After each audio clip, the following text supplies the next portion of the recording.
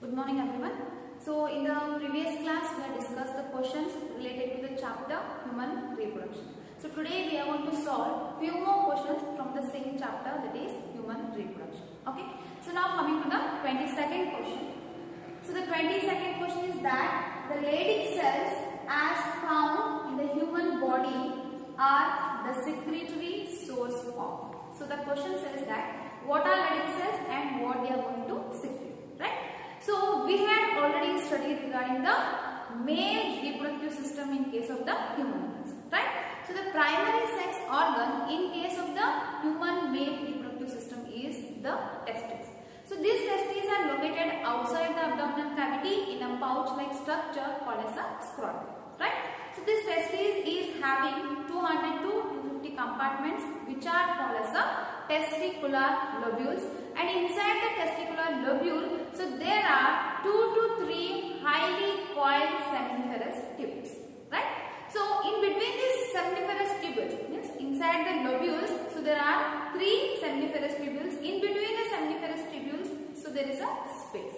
So the space between these seminiferous tubules is called as interstitial space. Okay. So this interstitial space is having the blood vessels, and along with that it is having the interstitial cells, which are nothing but the Leydig cells. So the Leydig cells are the interstitial cells which are present in the interstitial space of the seminiferous tubules. So these Leydig cells or the interstitial cells, so they are going to produce the male sex hormones which are called as androgens, or we can also call them as a testosterone. Okay. So now going with the other options, that is progesterone. So progesterone is a hormone which is produced in the female reproductive system of human beings. And then glucagon. So glucagon is a hormone which is produced by the pancreas to maintain the blood sugar level. Intestinal mucus. This is a mucus which is found in the gut region, right? So the right option for the Leydig cells and what are the secretion of Leydig cells is the androgens. So androgens are produced by the Leydig cells in case of the seminiferous tubules or in the testicular lobules. So the right answer is the androgens. Okay. So now coming to the 23rd question. Secretions of which of the following are rich in fructose, calcium and some enzymes? So this the similar question has been discussed in the previous class, right? So the seminal plasma, right? Seminal plasma is a fluid which is rich in this fructose, calcium and some enzymes. And we have also discussed the function of the seminal plasma is that, so it is going to help or to protect the sperms from the acidic nature of the vagina. It is going to help in the transport of the sperms, and it is also going to help in lubrication of the female reproductive tract. So seminal plasma is a liquid or the fluid which is produced by the accessory glands of the male reproductive system.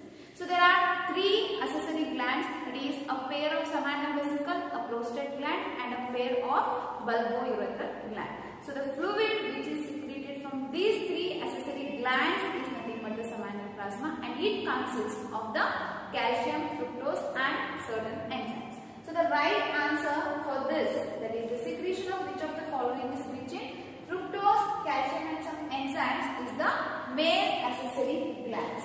So the male accessory glands are a pair of seminal vesicle, a prostate gland as well as a pair of bulbourethral gland, right? So then coming to the pancreas. So pancreas, it is going to act both as an exocrine and endocrine. So as an exocrine gland, it is going to produce the salivary juice, and as an endocrine gland, it is going to produce the glucagon as well as the insulin, which are going to regulate the blood sugar level. So then liver, liver is going to produce the bile juice, which is going to help in the digestion of the nutrients. And then salivary gland, so the salivary gland is going to produce the saliva, which is also rich in the enzymes and which helps in the digestion of the carbohydrates, right? So the right answer for the 23rd question is the male accessory glands. So the secretion of the male accessory glands is rich in calcium, fructose as well as certain enzymes. Okay. So now coming to the 24th question. which of the following is not the function of the placenta, right? Which of the following is not the function of placenta? So what is this placenta? So this placenta is a functional unit between the maternal as well as the fetal body. So it is going to connect the maternal body with the fetus, right? And what are the various functions of this placenta? So the first one is that it facilitates removal of carbon dioxide and waste material from the embryo. So this is true because placenta is going to help in the removal of the carbon dioxide as well as the waste material from the embryo, right? So this is the correct one. Second one is it is going to secrete oxytocin during the parturition. So parturition means delivery of the baby, and the hormone which is required for the delivery of the baby is the oxytocin, because it is going to help in the uterine muscle contraction, and this uterine muscle contraction helps in expelling the baby out of the body or out of the vagina, right? So, but the oxytocin is not produced by the placenta, but it is produced by the pituitary gland of the maternal body, right? Hence, this option is not correct, and our answer is second option. As I asked you, which is not the function of placenta, right? So, secreting or releasing of the oxytocin is not the function of placenta. So, placenta is going to produce the 4 different hormones. It is human chorionic gonadotropin, human placental lactogen. It is going to produce the progesterone as well as the estrogen. So, it is not going to produce oxytocin as it is produced by the pituitary gland. So, then the third option is that it is going to facilitate supply of oxygen and nutrients to the embryo, right? So, the placenta is going to provide oxygen and is going to remove the carbon dioxide. So, it is going to provide the nutrients and is going to remove back the waste material. So, hence this is also a function of a placenta. And the last one is that it secretes the estrogen. As I said, the 4 important hormones that are produced by the placenta are human chorionic gonadotropin, human placental lactogen, estrogen and progesterone, right? So hence it is going to secrete the estrogen so that it can maintain the healthy pregnancy, right? So out of these 4 functions, the function which is not related to the placenta is secretion of oxytocin during the parturition. So the right answer for this 24th question is the option B. Okay. So now coming to the 25th question. So what is the 25th question? A change in the amount of yolk and its distribution in the egg will affect, right? So the amount of yolk as well as the distribution in the egg is going to affect what, right? So this is mainly going to affect the pattern of cleavage. So why it is going to affect the cleavage means, because we know that there are 3 types of cleavages. One is meroblastic, holoblastic as well as the transitional stage, right? Holoblastic cleavage means the complete cleavage, which is means the sections which are going to divide the entire egg. Whereas incomplete is the one which is not going to divide the whole egg, but only a part of it is involved in the divisions, right? And cleavage means it is a rapid mitotic division, so which is going to result in the formation of the blastomeres. Okay. So here the cleavage starts in the zygote and it is going to result in the embryo, right? So cleavage means the rapid mitotic divisions of the zygote which results in the formation of the embryo. Okay. So the amount of yolk and its distribution is going to affect mainly the pattern of cleavage. So then number of blastomeres. So if the cleavage is affected, so then only though the cleavage is affected, the number of blastomeres are going to remain constant. Hence, it is not going to affect the number of blastomeres. So then fertilization. So the yolk and its distribution has nothing to do with the fertilization. So there are 2 poles in the egg. So one is the animal pole and one is the vegetable pole. And the fertilization, that is the entry of the sperm takes place through the animal pole, and it is not going to disturb the fertilization or the process of fertilization. And the 4th option is that formation of zygote. So once the fusion of male and female gametes takes place, so that egg is resulted in the fertilized egg. So that what we are going to call it as a zygote, right? So the fertilization, formation of blastomeres, there is a number of blastomeres and the formation of zygote. So these 3 are not going to affect by the amount of yolk and its distribution. So the process which is going to get amount of yolk and its distribution is the pattern of cleavage. So there are three patterns. One is the transitional cleavage, one is meroblastic, and one is holoblastic, right? So these three types of cleavage are mainly depending upon the amount of yolk and its distribution. So depending upon the amount of yolk and its distribution, there are four types of eggs, so which we will be discussing in detail in our next question. Okay. So the right answer for a change in the amount of yolk and its distribution in the egg is going to affect the pattern of cleavage. So the right answer is the option A, that is pattern of cleavage. Okay. So now coming to the 26th question. Which extra embryonic membrane in human prevents desiccation of the embryo inside the uterus? Right? So extra embryonic membranes means the membranes which are developed or which are derived from the embryo, and they are going to help in the development of the embryo. So these are called as extra embryonic membranes. So in human beings there are four extra embryonic membranes. One is the yolk sac, amnion, chorion, and allantois.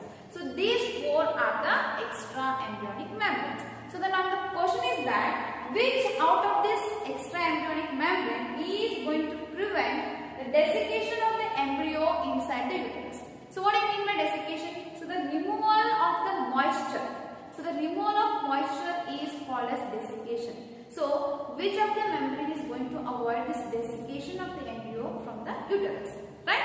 So here we are having four membranes, that is the four extra embryonic membranes. The first one is the yolk sac. So yolk sac is going to help in the removal of the waste fluid from the embryo. Hence it is not going to help in preventing the desiccation. Whereas the chorion and allantois are the extra embryonic membranes, so which are going to help in the transport of gases as well as the transport of the nutrients. Right? Hence chorion and allantois, they are not much involved in this prevention of the desiccation. And now the left out option is the amnion.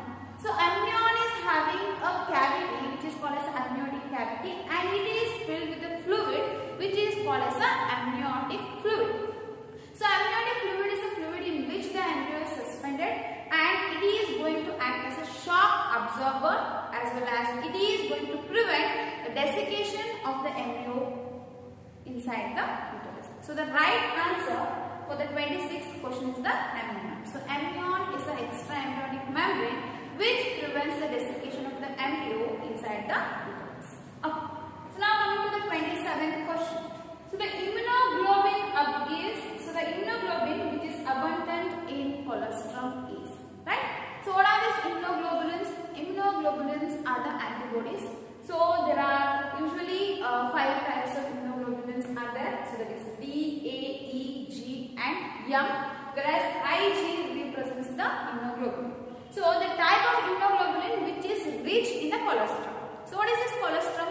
So colostrum is a yellowish fluid, so which is the initial milk which is produced after the birth of the baby, right? Soon after parturition, the initial few days, whatever the lactation is there, so that is a type of yellowish fluid. So this colostrum is very rich in the tissue repair factors, antibodies, immunoglobulins and as well as the nutrients which are required for the baby to develop its immune system.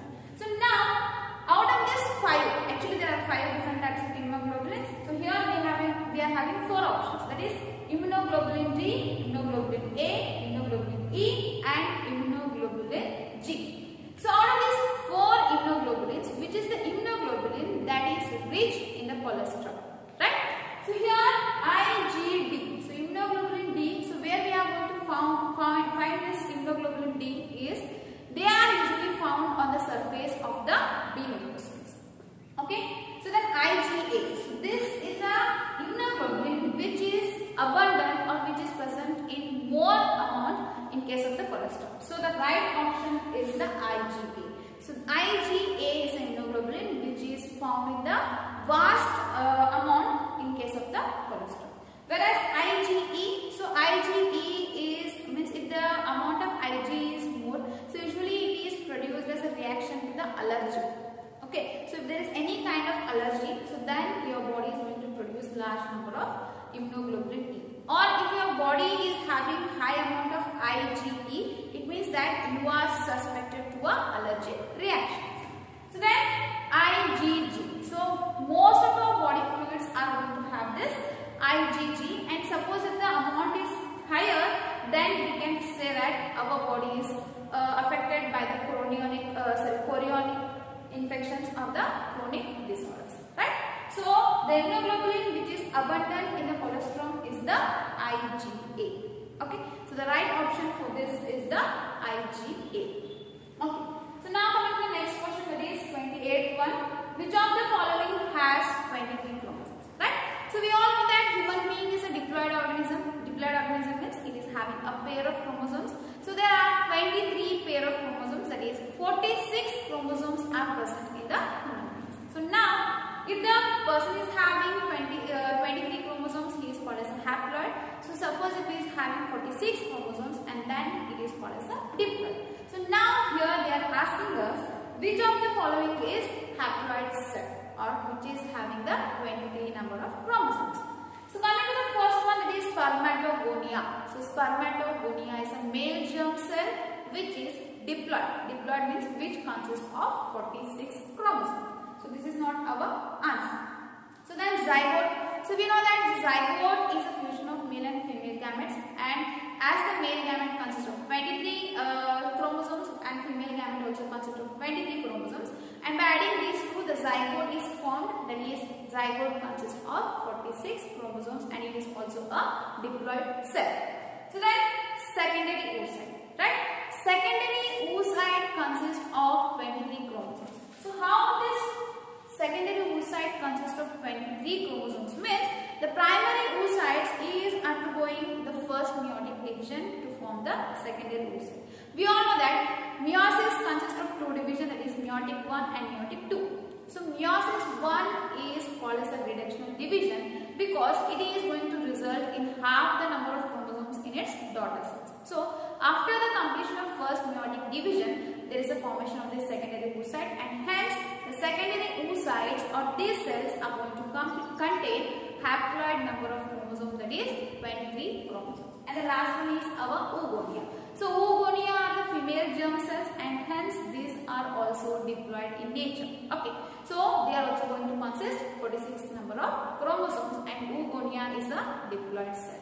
So out of these four options, the cell which is going to have 23 number of chromosomes is the secondary oocyte, as it has been the result of the completion of first meiotic division. So spermatogonia, oogonia and zygote, these are the diploid cell. Hence our answer for the 28th question is secondary oocyte. So it is the one which is having the haploid number of chromosomes, that is 23 number of chromosomes. Okay. So now let us go to the next question.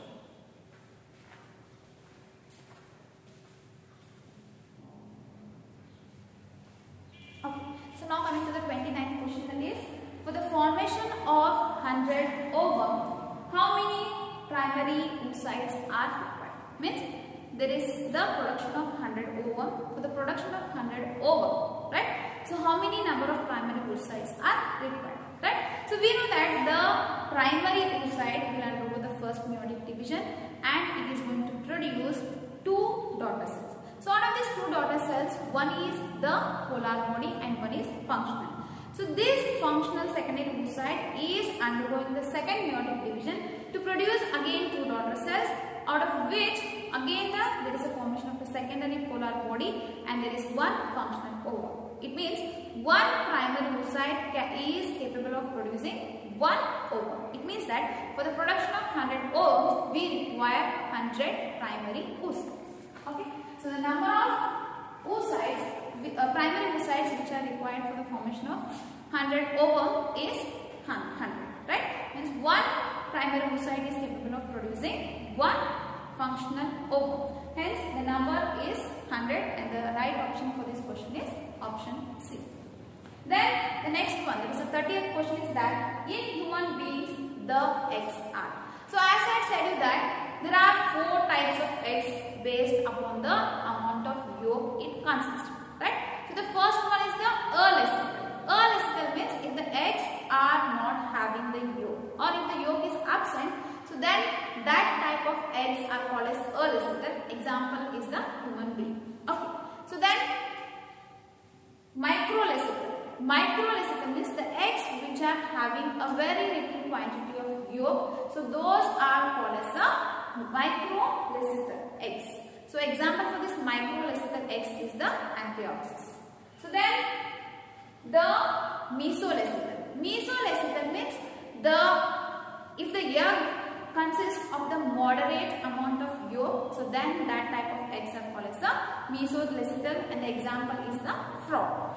And last one is the macrolecital. Macrolecital means the amount of yolk is abundant. Means if the eggs are consisting of abundant amount of yolk, so then they are called as the macrolecital, and the examples are the birds. Right? So depending upon the amount of yolk, there are 4 types of eggs. One is alecital with no yolk, microlecital with a little amount of yolk, mesolecital with a moderate amount of yolk, and macrolecital with a abundant amount of yolk. So here they had asked us regarding the human beings, right? So the eggs of human beings are alecital because so they are not having the yolk. So hence these are called as alecital, right?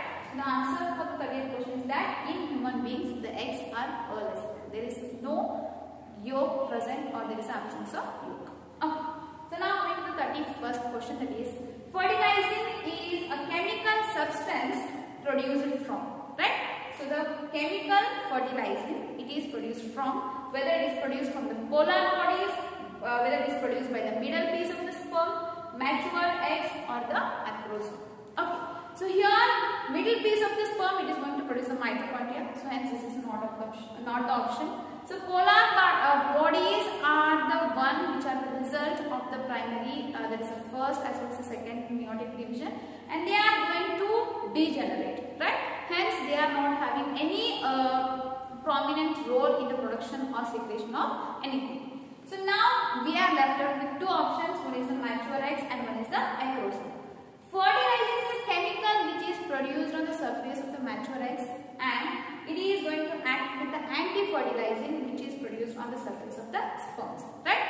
Fertilizing is going to activate, or it is going to bind the anti-fertilizing, and it is going to activate the sperm. Hence the right answer is the mature eggs. So fertilizer is a chemical substance which is produced from the mature eggs. And in case if they ask you the anti-fertilizing, so anti-fertilizing is a chemical that is produced on the surface of the sperms, or you can just take it as a acrosome. Okay. So now as I asked you regarding the fertilizing, the right answer is the mature eggs. Okay. So now coming to the 32nd question, that is after implantation, finger-like projections appear on the top of the trophoblast which are called, right? So after the implantation, what is implantation?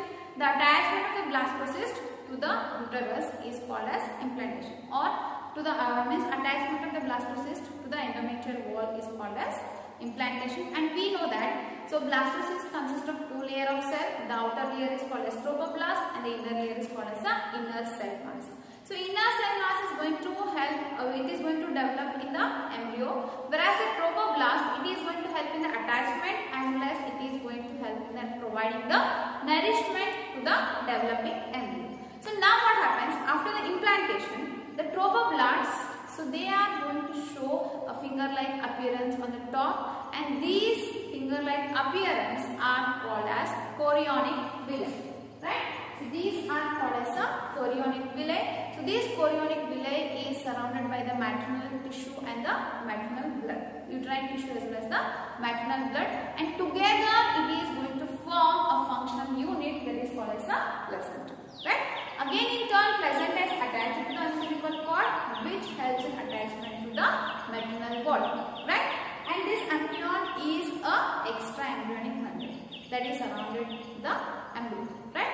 So the right answer for this is the chorionic villi, right? So after the implantation, the finger-like projections appearing on the trophoblast are called as chorionic villi. So the right answer is option D, that is chorionic villi. Okay, so again this chorionic villi is surrounded by the uterine tissue as well as the maternal blood, and together it is going to form an interlocked structure called as a placenta. and then placenta is attached to the umbilical cord. Okay. So now let us discuss few more questions.